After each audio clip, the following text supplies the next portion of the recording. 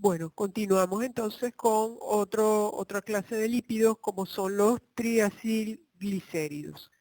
Los triacilglicéridos se forman, aquí tenemos una estructura de un triacilglicérido, está formado por una molécula de glicerol a la cual se han unido tres ácidos grasos mediante un enlace de tipo éster. Entonces aquí tenemos la estructura del triacilglicérido. Fíjense que tenemos una parte de glicerol, ahí está señalado, son los tres átomos, estos tres átomos de carbono.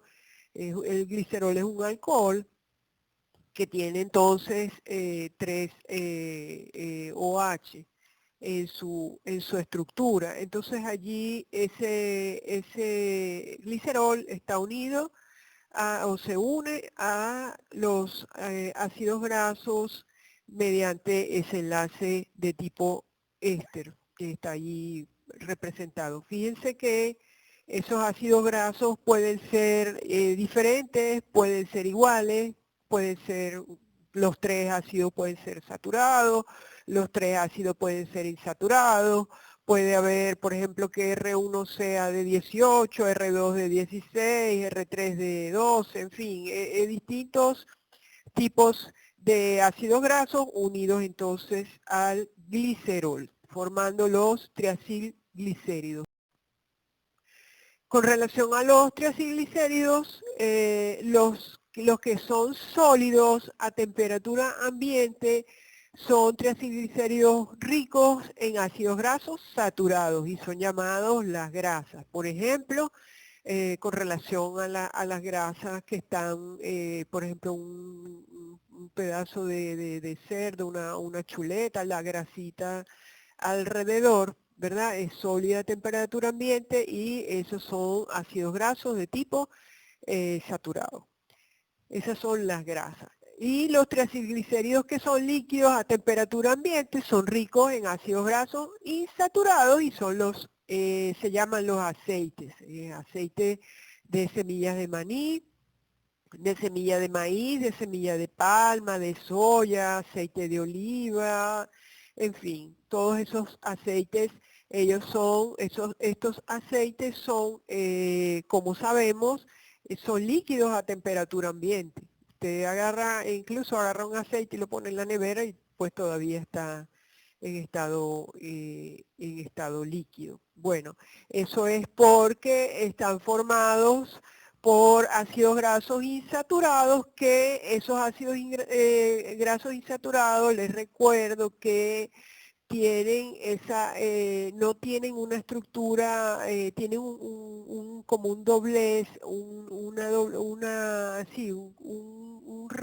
retorcimiento en la estructura que hace que ellos cuando se unen no se puedan estar compactos. Entonces yo necesito menos energía para pasar a esos ácidos grasos al estado sólido, estado líquido, que cambien de estado. En cambio, los que son grasas saturadas son unas estructuras todas lineales que cuando se unen entre sí son muy compactas y yo tengo que aplicar calor para que ese ácido graso esa grasa pase a estado líquido. Entonces, por eso la diferencia en el estado. Esa es la diferencia entre esos triacilglicéridos que constituyen la grasa y los que son los aceites. ¿Cuáles son las funciones? Los triacilglicéridos tienen funciones importantes. ¿Cuáles son las funciones de los triacilglicéridos? Bueno, en el cuerpo del animal constituyen una forma de almacenamiento de ácidos grasos, ¿verdad? Yo siempre cuando hablo de esto les coloco el ejemplo de los animales que viven en lugares muy fríos, que hacen el proceso de hibernación, ¿verdad? Que están varios meses sin consumir alimentos y esos animales, osos, por ejemplo, se preparan, ¿verdad? Consumen muchos alimentos y se ponen gordísimos para entrar a ese periodo de hibernación. Y en ese periodo de hibernación, como todo está helado, no van a conseguir alimento, ellos subsisten porque esa grasa está almacenada, esos triglicéridos están almacenados en el organismo y le van a dar energía durante el tiempo que dure ese proceso. Entonces, una forma de almacenamiento de ácidos grasos. Nosotros, por ejemplo, cuando comemos mucho alimento, no sé, muchos dulces, mucho pan, muchas tortas, qué sé yo, entonces nos ponemos de una vez gorditos, tenemos la grasita abdominal, tenemos la grasa en las piernas, ¿verdad? La panza, la pancita, ¿verdad? Eso es porque ahí se están almacenando los triglicéridos en el cuerpo, pues. Y también los triglicéridos proporcionan aislamiento para las bajas temperaturas. En algunos animales también esas moléculas de grasa hacen que la piel o las plumas repelan el agua, por eso usted, usted observa, por ejemplo, los buchones, que son los pájaros, ¿verdad?, que entran a buscar los peces en el agua, simplemente ellos se sumergen y salen sequitos porque si, obviamente si ellos se mojaran por el peso, pues ellos quedan ahí en el agua enterrados, pues ahogados. Entonces es una función repelente del agua que tienen esas plumas, igual la grasita que usted ve en la piel de los animales. Esa grasita tiene también propiedades impermeabilizantes y también un poco proteger de insectos, en fin. En los vegetales, los triglicéridos son fuente de una reserva de energía que está en las frutas y está en las semillas. Bueno, esos triglicéridos cuando se oxidan producen una cantidad importante de energía, fíjese usted, incluso mayor que la de los carbohidratos. La oxidación completa de la grasa produce aproximadamente 38,9 kilojoules por gramo, mientras que la de los carbohidratos aproximadamente 17,2 kilojoules sobre gramo. Lo único es que, por ejemplo, para el cerebro y eritrocitos, siempre la fuente de energía tiene que ser la glucosa.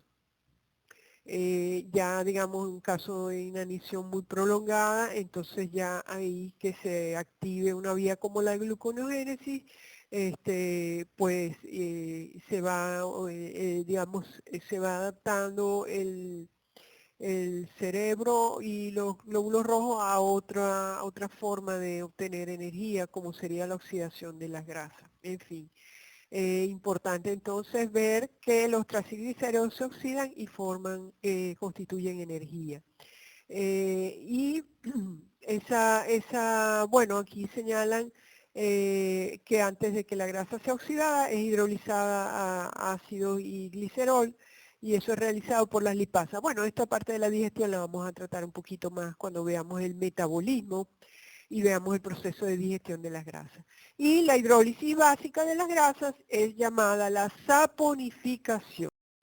Ahora nosotros vamos a hablar de la saponificación, que incluso nosotros en el laboratorio la hacíamos porque es el principio para la elaboración del jabón. El jabón es utilizado por el ser humano desde hace aproximadamente unos 3.000 años, que eran utilizados por los fenicios. Me gustaría de verdad que ustedes investigaran sobre la historia del jabón. En esa época entonces se hacía, el hombre la empezó a hacer con el sebo de los animales y con las cenizas de la madera, elaboraban unos jabones que fueron obviamente evolucionando hasta la actualidad.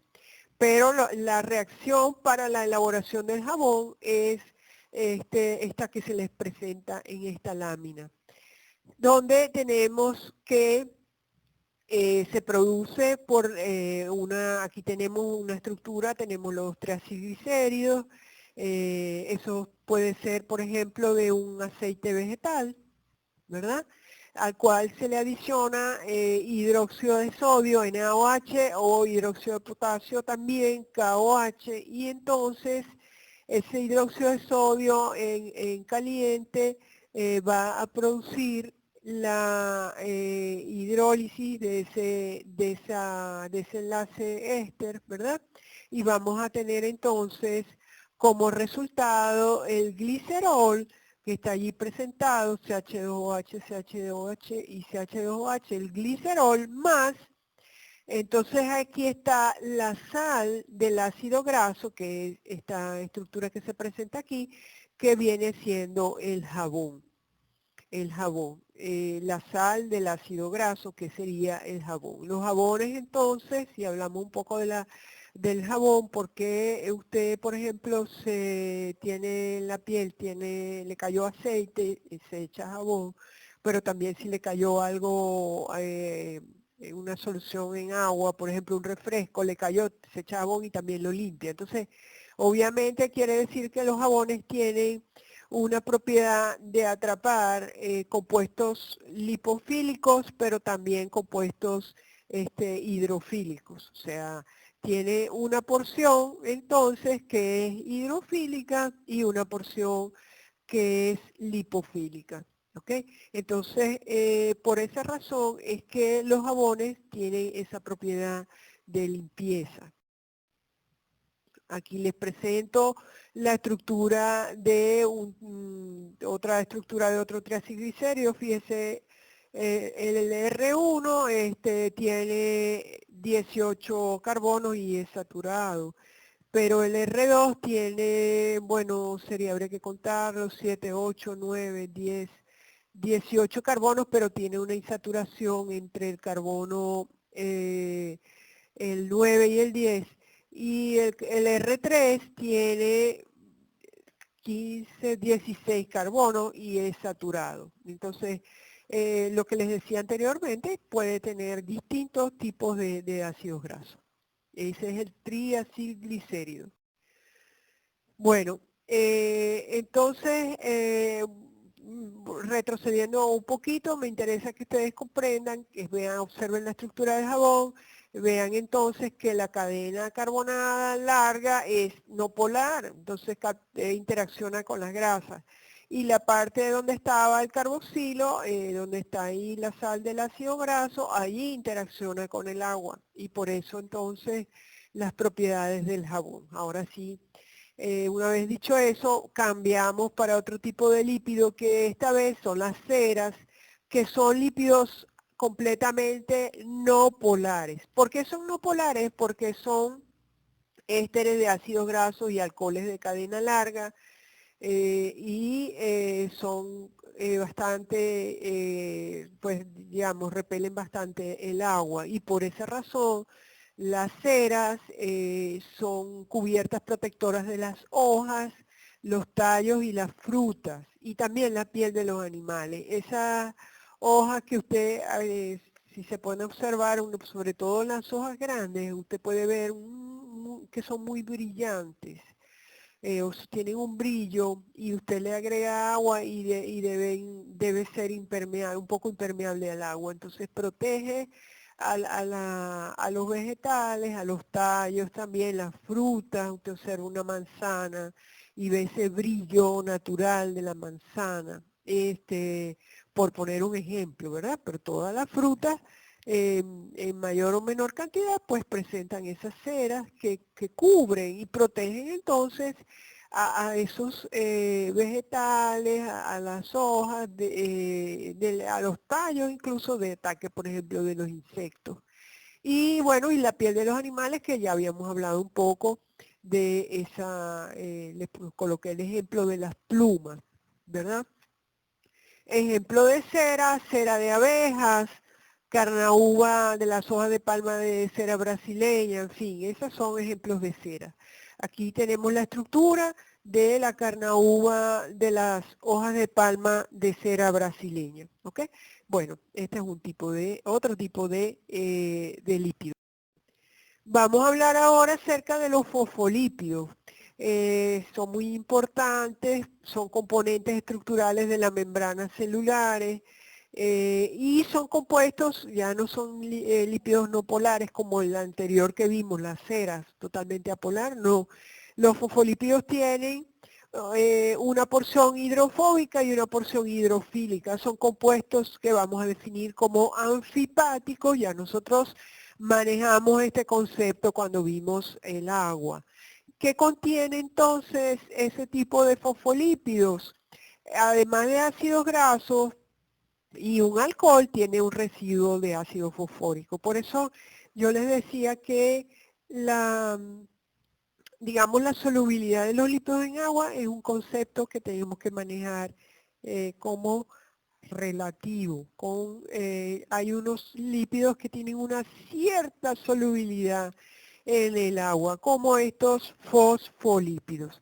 Los fosfolípidos son agentes emulsificantes y agentes tensioactivos. Emulsificantes son capaces de como tienen esa propiedad de ser compuestos anfipáticos, entonces ellos son capaces de formar una emulsión. Ejemplo, cuando, por ejemplo, la mayonesa. Normalmente aquí yo les pregunto, ¿quién sabe hacer mayonesa? Y por ahí me dice, ay, profe, yo la sé hacer. Esa es cuando tiene huevos, por ejemplo, y tiene vinagre y aceite, ¿verdad? Entonces allí normalmente si yo tengo aceite y vinagre, que es un compuesto polar, ellos no podrían unirse. Pero ¿qué hacen los huevos? Los huevos tienen fosfolípidos que van a tener la capacidad de interaccionar con el aceite y con el agua, formando una emulsión, que es lo que nosotros vemos que es la mayonesa. Hay muchos ejemplos de emulsión. Y con relación a qué quiere decir que son agentes tensioactivos, son agentes que disminuyen la tensión superficial de los líquidos. Eso sería la parte de qué significa ser agente tensioactivo. Dentro de los fosfolípidos hay dos tipos que los vamos a mencionar, fosfoglicéridos y esfingolípidos. Bueno, cuando esos fosfolípidos están suspendidos en el agua, se reordenan simultáneamente en unas estructuras ordenadas, donde la porción hidrofóbica está hacia el centro, la porción hidrofílica está hacia el agua, y eso es la base de la estructura de las membranas celulares. Y aquí se lo muestro. Aquí en la parte tenemos lo que sería agua, un recipiente con agua, y todos estas estructuras que se muestran allí son fosfolípidos. Entonces, cuando tenemos el fosfolípido en contacto con el agua, digamos que ocurren, digamos, distintas formas de comportamiento. Tenemos la micela, ya nosotros estudiamos la micela, fíjese que ese fosfolípido tendría entonces esa cabecita que es polar, interacciona con el agua. Estamos observando primero la micela, que es la más fácil porque ya la conocemos.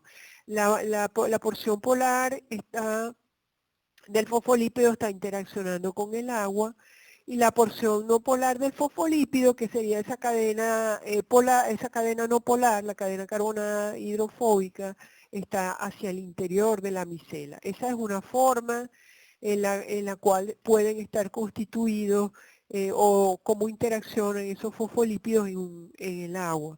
Luego aquí tenemos otra también, es la monocapa. Fíjense que tenemos en la parte superior una monocapa de fosfolípidos que está formada, las cabecitas polares están en contacto con el agua y las no polares están hacia arriba. ¿Por qué? Porque son no polares, son hidrofóbicas. Entonces esa es otra forma en la que se disponen los fosfolípidos en una solución acuosa. Entonces aquí tenemos el otro ejemplo, sería la bicapa, que nos ayudaría a comprender la estructura de la bicapa lipídica de las membranas celulares. Entonces fíjense cómo estos fosfolípidos se disponen en una doble capa, pero fíjense que siempre la porción polar está en contacto con el agua del recipiente, la porción polar, la porción hidrofóbica está hacia el centro y aquí tenemos otra capa de fosfolípido donde la porción polar sería la parte interna de agua. Ahí hay unas moléculas de agua, o sea, en el interior de esa bicapa, ahí hay agua, entonces están esas porciones polares del fosfolípido interaccionando con esa agua y la porción hidrofílica están en el interior. Entonces eso es lo que constituye una bicapa. Y a continuación les voy a mostrar, ¿verdad? La bicapa es famosa, muy crucial, es muy importante, la bicapa lipídica de las membranas celulares. Entonces ahí está, muy claramente se ve la porción interna de esa membrana hidrofóbica, son las cadenas polares de esos fosfolípidos, y hacia el exterior está la porción polar en contacto con el agua. Ahí tenemos esa bicapa lipídica de las membranas celulares. Muy importante. Bueno, ahora les voy a mencionar los tipos de fosfolípidos. Vamos a hablar de los fosfoglicéridos. Tienen glicerol, ácido graso, fosfato y un alcohol. Y son las moléculas de fosfolípidos más numerosas de las membranas celulares. El fosfoglicerio más sencillo es el ácido fosfatídico y existen otros tipos de fosfoglicéridos. Bueno, les quiero, o sea, yo había colocado, estas láminas normalmente nosotros no las damos porque es un poquito más profunda, pero les quiero mostrar que existen varios tipos de fosfoglicéridos dependiendo del sustituyente. Entonces, ácido fosfatídico, lecitina, fosfatidiletanolamina, fosfatidilcerina, fosfatidilglicerol, difosfatidilglicerol y fosfatidilinositol, dependiendo del sustituyente que tenga en la estructura ese fosfoglicérido. Y los esfingolípidos también son componentes importantes de las membranas celulares que se diferencian de los fosfoglicéridos en que tienen un aminoalcohol de cadena larga. En lugar de glicerol es un aminoalcohol. En los animales ese alcohol se llama esfingosina y en los vegetales se llama fitoesfingosina.